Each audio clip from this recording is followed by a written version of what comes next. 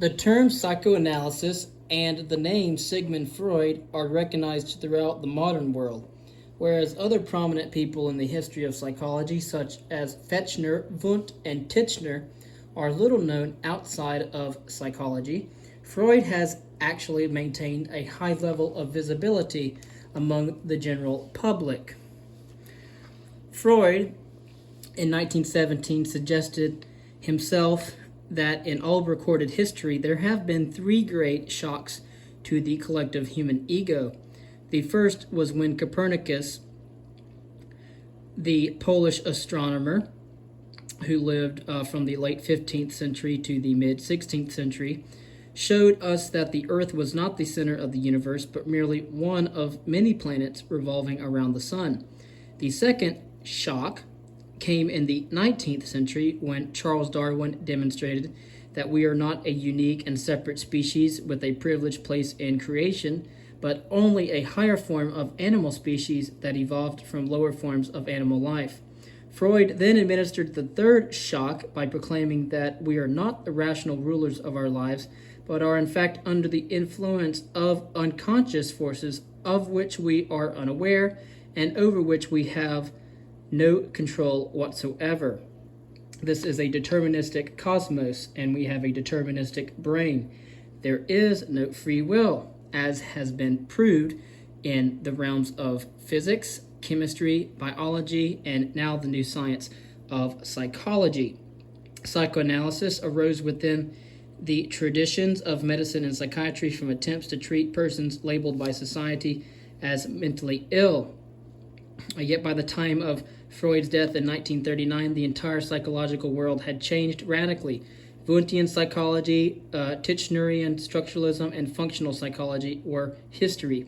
Gestalt psychology was in the process of being transplanted from Germany to the United States, and behaviorism was the dominant form of American psychology. Again, psychoanalysis, its subject matter is psychopathology or abnormal behavior. It is primarily a method in clinical observation rather than controlled laboratory experimentation. In addition, psychoanalysis deals with the unconscious, a topic virtually ignored by other systems of thought. Both Wundt and Titchener did not accept the idea of the unconscious or unconscious forces in their systems because it is impossible to apply the method of introspection to the unconscious. It was Freud, however, who brought the notion of the unconscious to psychology. But I do not want to let it go unnoticed, however, that it was Gottfried Wilhelm Leibniz who lived during the mid-17th century to early 18th century, who was a philosopher, mathematician, lawyer, diplomat, and a genius who invented a calculating machine at the age of 13. He also developed an idea he called mondology. Of course, the antecedent influences on psychoanalysis, there are three sources of influence on the psychoanalytic movement, and they are as follows. First was the philosophical speculations about unconscious psychological phenomena. The second was early ideas about treating mental disorders, and the third was evolutionary theory. As had been stated, there were earlier theories about the unconscious mind. Leibniz had developed an idea he called monadology, which is his theory of psychic entities called monads, which are similar to perceptions. Monads were not physical atoms, but were nevertheless considered to be the individual elements of all reality. Each monad was an unextended psychic entity, mental in nature, which nevertheless had some properties of physical matter. When enough monads were grouped together, they created an extension. Monads can be likened to perceptions. Leibniz believed that mental events, which are composed of the activity of monads, had different degrees of consciousness ranging from completely unconscious to clearly conscious. Lesser degrees of consciousness were called petite perceptions. The conscious realization of these was described as apperception. For example, the sound of waves breaking on the shores is an apperception, but it is composed of individual falling drops of water. the petite perceptions. We do not consciously perceive each drop of water that makes up the wave that is hitting the shore, but when enough of them collect, they summate to produce an apperception. A century later, the German philosopher Johann Friedrich Herbart, who was born in the year 1776 and died in the year 1841, redefined Leibniz's notion of the unconscious into the concept of threshold of consciousness. Reflecting the impact of the mechanistic zeitgeist, Herbart argued that ideas below the threshold are unconscious. When an idea arises to a conscious level of awareness, it is apperceived, to use the term of Leibniz himself. In order for an idea to rise into consciousness, however, it must be compatible with the ideas already in consciousness. Incongruous ideas cannot exist in consciousness at the same time, and irrelevant ideas are forced out of consciousness to become inhibited ideas.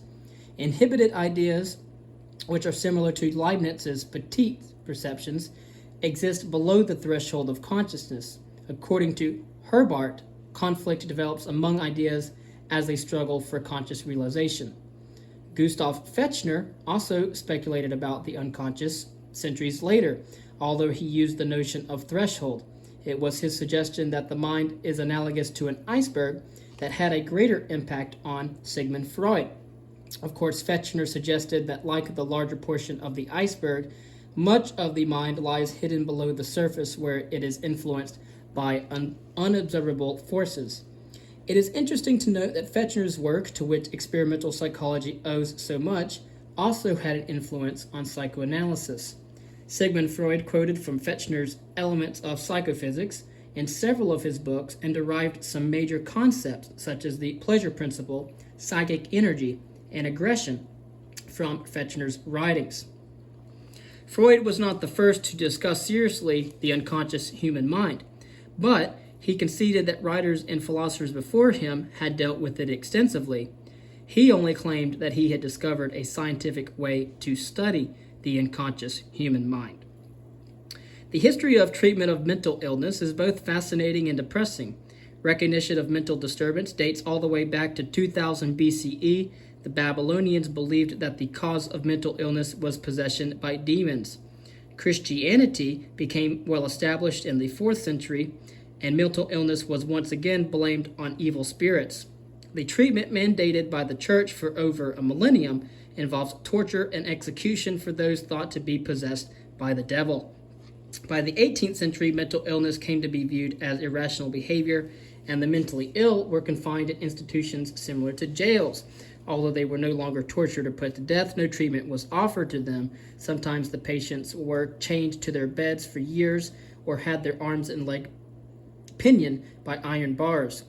Other patients were fastened by chains to a hook on the wall, and these prisons came to be known as lunatic asylums, or insane asylums, described as cemeteries for the still breathing.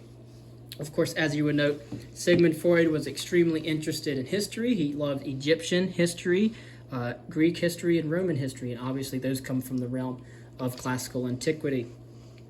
The first psychiatrist, however, to open a formal practice in the United States was a man by the name of Benjamin Rush, who was born in the mid-18th century and died in the early 19th century. And Benjamin Rush had been a signer of the Declaration of Independence as well. Rush established the first hospital that was devoted solely for the treatment of emotional disturbances. Working with the familiar mechanistic tradition, Benjamin Rush stated that everything in the universe, including man's mind and morality, could be explained in terms of physical laws and fitted within a scientific, rational structure.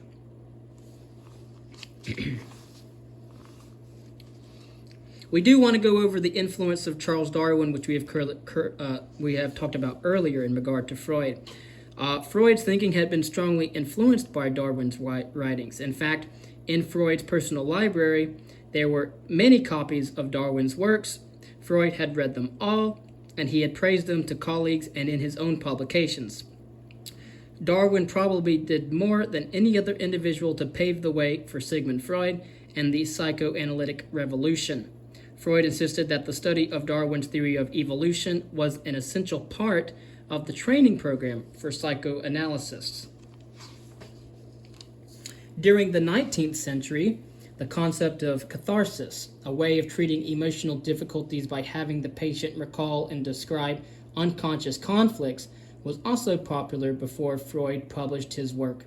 In 1880, a year before Freud received his medical degree, an uncle of Freud's future wife wrote about Aristotle's concept of catharsis, and it soon became a popular topic of conversation among elite academics and scholars. Again, catharsis is the process of reducing or eliminating a complex by recalling it to conscious awareness and then allowing it to be expressed. Sigmund Freud was born in 1856. He died in the year 1939. Freud was born in 1856 in Freiburg, Moravia, which is now Pribor in the Czech Republic. Freud's father was a merchant, and he moved the family to Leipzig later when his business failed in Moravia. At this time, Freud was 4 years old, and he was moved to Vienna. Freud remained in Vienna, Austria, for nearly 80 years, and much of Freud's theory is autobiographical, deriving from his own childhood experiences and his recollections. Freud spoke German and Hebrew at home, and in school he learned Latin, Greek, French, and English. In addition, he taught himself Italian and Spanish.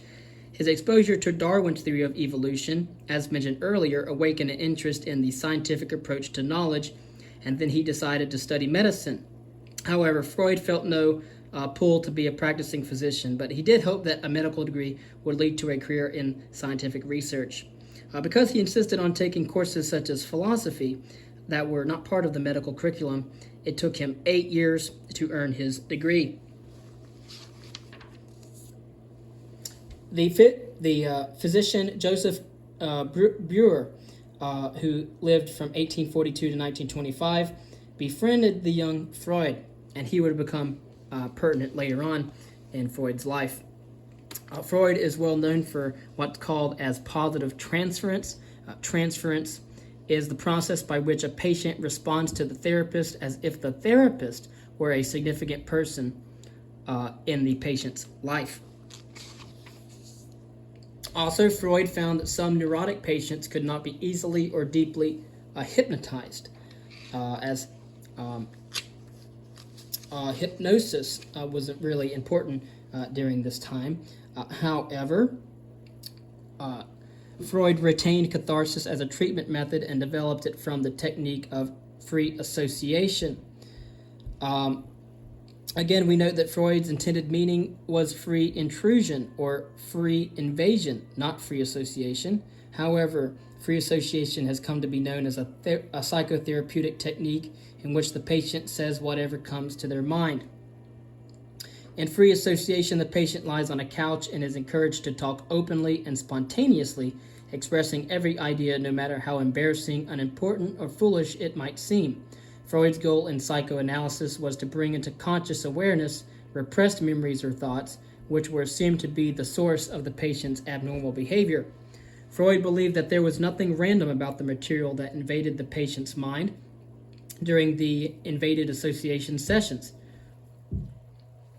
The experiences recounted were predetermined and could not be censored by the patient's conscious choice.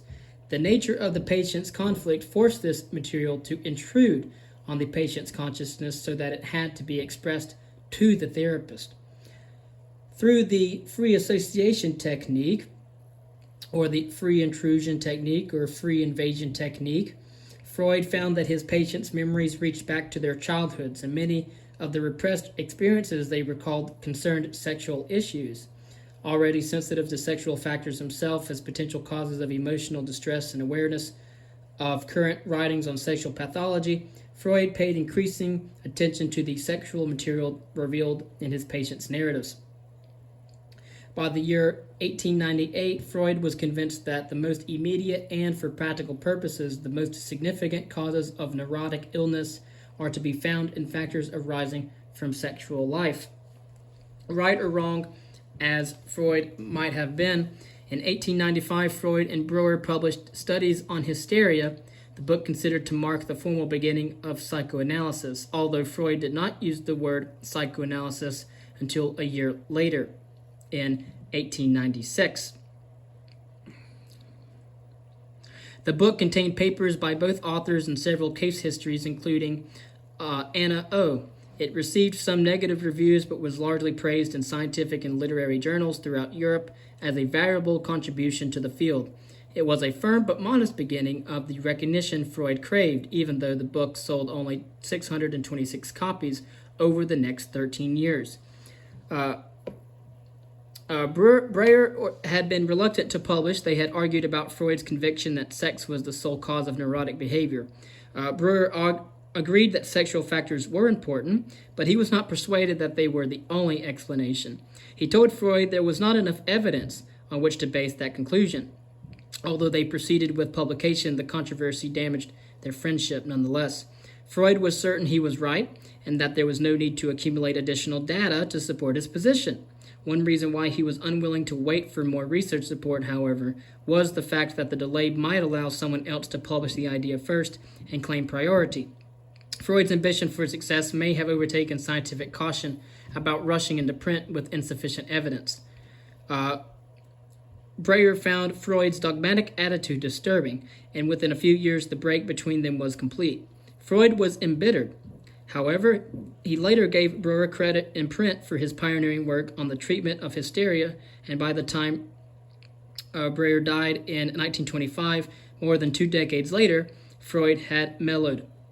He wrote a sensitive obituary acknowledging his mentor's accomplishments and sent a letter of condolence to Brewer's son, noting the magnificent part played by your late father in the creation of our new science. End quote.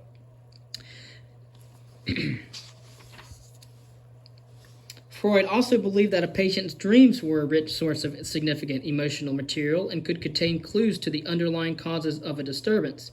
Because of his positivist belief that everything had a cause, he assumed that dream events could not be completely without meaning, and that they most likely result from something in the patient's unconscious mind. Obviously, we are unconscious when we're asleep. But Freud realized that he could not analyze himself with the free association technique, being patient and therapist at the same time, so he decided to analyze his own dreams. He wrote to a friend in 1897, "The chief patient I am busy with now is myself."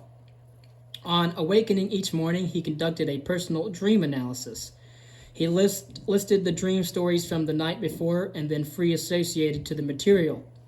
Dream analysis, again, is a psychotherapeutic technique involving the interpretation of dreams to uncover unconscious conflicts. Through his exploration of his own dreams, Freud realized the considerable hostility he felt toward his father.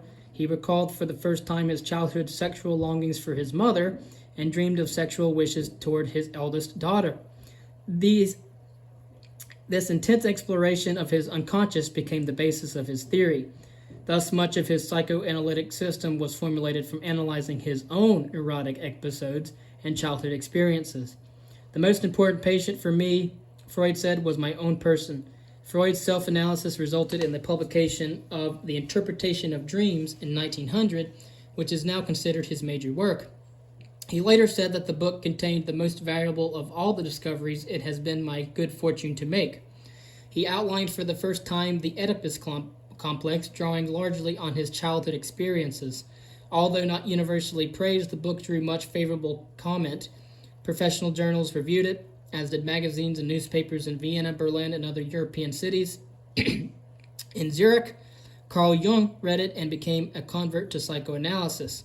Freud adopted dream analysis as a standard psychoanalytic technique and devoted the last half hour of each day to analyzing his dreams. It is interesting that of the more than 40 of his own dreams Freud described in the book, very few had any sexual content, despite his assertion that dreams typically involve infantile sexual wishes. The significant theme in Freud's dreams was ambition, a personal trait he denied actually having. In the year 1909, Freud and Jung were invited by George Stanley Hall to speak at the 20th anniversary of Clark University in Massachusetts. Freud delivered lectures and received an honorary degree, a doctorate in psychology. Perhaps the person most profoundly affected by Freud's lectures was Freud himself. Here, to an audience far, far superior to any he had ever commanded in Europe, he proposed himself as a scientist and a therapist who had made important empirical discoveries, and they responded with adulation. Freud met prominent American psychologists such as William James, Titchener, Cattell. Freud's lectures were published in the American Journal of Psychology and translated into several languages. Freud's concept of the unconscious mind also received an enthusiastic reception from the American public. People were already interested in the idea, thanks to the writings of Canadian psychologist H. Addington Bruce. Between the years 1903 and 1917, Addington Bruce wrote 63 magazine articles and 7 books about the unconscious, helping to stimulate public interest in the concept. The official psychoanalytic family soon became torn as discord and dissension arose about some of Freud's ideas, however. The situation frequently led to defections. Freud's break with Adler came in 1911, and 3 years later with Carl Jung, whom Freud once considered his spiritual son and heir to psychoanalysis. Freud was furious. At a family dinner party, when he complained of their disloyalty, his aunt replied, "The trouble with you, Siggy, is that you just don't understand people." In 1923, at the peak of his fame, Freud was diagnosed with mouth cancer. Over the next 16 years, he suffered continuous pain and had 33 operations to remove portions of his palate and upper jaw. He received X-ray and radium treatments and had a vasectomy, which physicians believed would reverse the tumor's growth. The artificial device made necessary by his mouth surgery affected his speech so that it was difficult to understand him. Although he continued to see patients and disciples, he shunned all other personal contacts. He did not stop his habit of smoking 20 cigars a day. However, even after the illness was diagnosed. After Hitler came to power in Germany, the official Nazi position on psychoanalysis was made clear. Freud's books were publicly burned at a Berlin rally in May of 1933. As the volumes were flung into the bonfire, a Nazi leader shouted, "Against the soul-destroying overestimation of the sex life, and on behalf of the nobility of the human soul, I offer to the flames the writings of one Sigmund Freud." Freud commented, "What progress we are making. In the Middle Ages they would have burnt me. Nowadays they are content with burning only my books." By 1934, the more far-sighted Jewish psychologists and psychoanalysts had immigrated. The Nazi campaign to eradicate psychoanalysis in Germany was effective. Knowledge of Freud, once so widespread, was almost obliterated.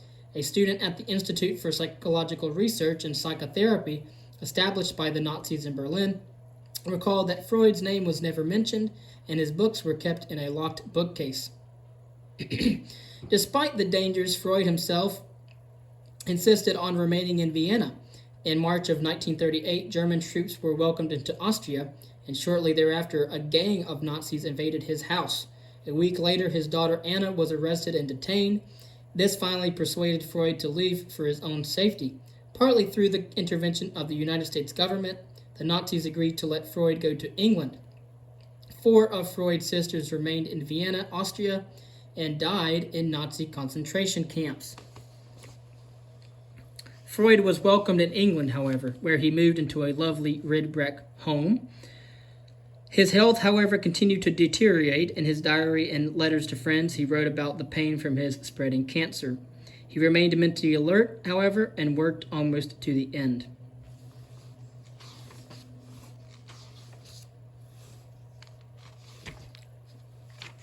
Freud had different kinds of methods of treatment. Freud found that the free association method did not always operate freely. Sooner or later, patients reached a point in their recollections where they were unable or unwilling to continue. Freud thought that these resistances indicated that patients had brought memories that were too shameful to be faced into their conscious awareness. The resistance was a kind of protection against the emotional pain of having to face those memories. The mere presence of the pain, however, showed that the analytic process was getting to the source of the problem and that the analyst should continue to probe that area. Again, resistance is a blockade or refusal to disclose painful memories during a free association session. Freud's discovery of his patient's resistances led him to formulate the fundamental principle of repression, which he described as the process of ejecting or excluding from consciousness any unacceptable ideas, memories, and desires, leaving them to operate instead in the unconscious. He wrote that the, quote, essence of repression lies simply in turning something away and keeping it at a distance from the conscious. Again, repression is the process of bearing unacceptable ideas, memories, or desires from conscious awareness, leaving them to operate in the unconscious mind. Again, I want to say that here that Freud himself did not call it free association. Freud himself actually called it free, what we said earlier, we called it free invasion. Okay.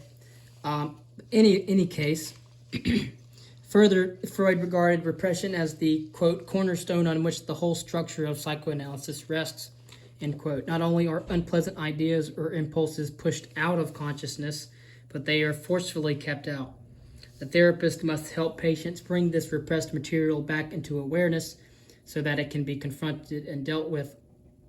Freud recognized that the effective treatment of neurotic patients depended on developing an intimate personal relationship between the patient and the therapist. We mentioned earlier about Anna O, but her transference toward Breyer so disturbed him that he ended her therapy. To Freud, transference was a necessary part of the therapeutic process.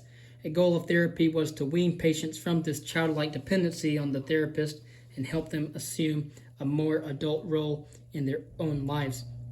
Another important treatment method in Freudian psychoanalysis is dream analysis. Freud believed that dreams represented the disguised satisfaction of repressed desires. The essence of a dream is the fulfillment of one's wishes. Dream events occur on two levels. The dream's manifest content is the patient's actual story, recalling the events of the dream. The dream's true significance lies in the latent content, the dream's hidden or symbolic meaning.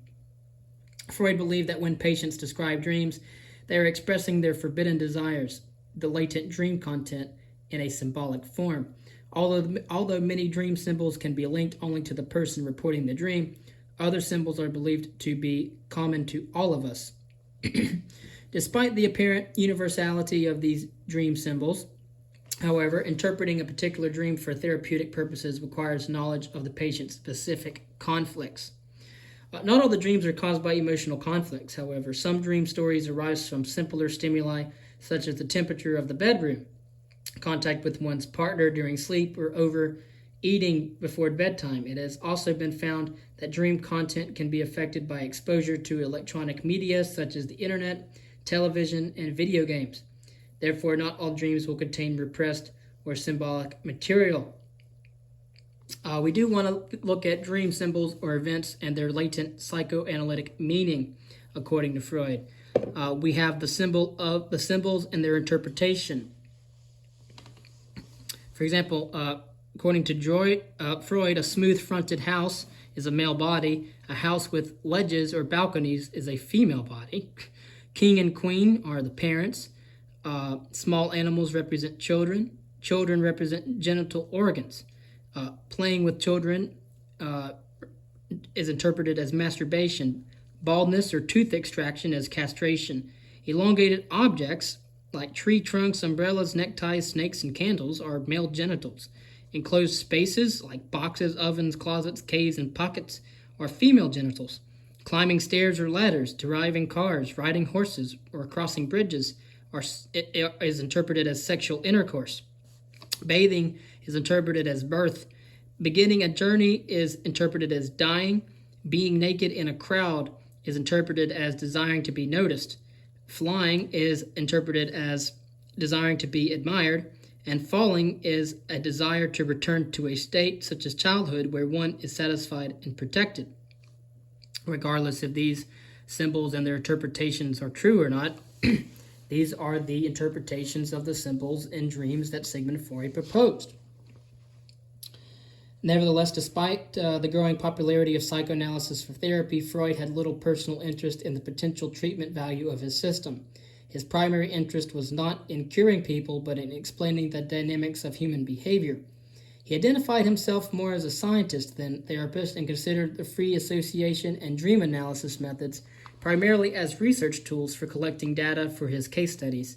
To Freud, the fact that these techniques also had therapeutic application was secondary to their scientific use. Perhaps because of his relative lack of interest in treating patients, Freud has been described as an impersonal, even indifferent therapist. He once said, "I lack that passion for helping." His passion was for the research on which he built his theory to explain the functioning of the human personality.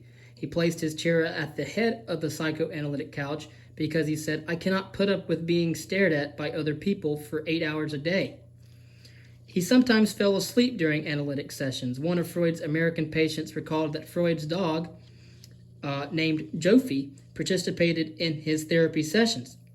When Jofi scratched at the door to be let out, Freud would say, "Jofi doesn't approve of what you're saying." When Jofi scratched at the door to be let back in, Freud would say, "Jofi wanted to give you another chance." Once when the patient became highly emotional, Jofi jumped on him. Freud said, "You see, Jofi is so excited that you've been able to discover the source of your anxiety." Freud's system differed greatly in content and methodology from traditional experimental psychology. Despite his scientific training, he did not use experimental research methods. He relied instead on free association, dream analysis, and case histories. He did not collect data from controlled experiments, and he did not use statistics to analyze his results. Although he had little faith in the formal experimental approach, he insisted that his work was scientific nonetheless, and that case histories and his own self-analysis provided ample support for his conclusions. Freud wrote, "When I set myself the task of bringing to light what human beings keep hidden within them, not by the compelling power of hypnosis, but by observing what they say and what they show, I thought the task was a harder one than it really is.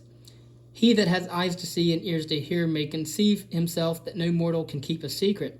If the lips are silent, he chatters with his fingertips. Betrayal oozes out of him at every pore, and thus the task of making conscious the most hidden recesses of the mind is one which it is quite possible to accomplish." That is from Freud in 1901. Freud formulated, revised, and extended his ideas in terms of the evidence as he and he alone interpreted it. His own critical abilities were his only guide in constructing his theory.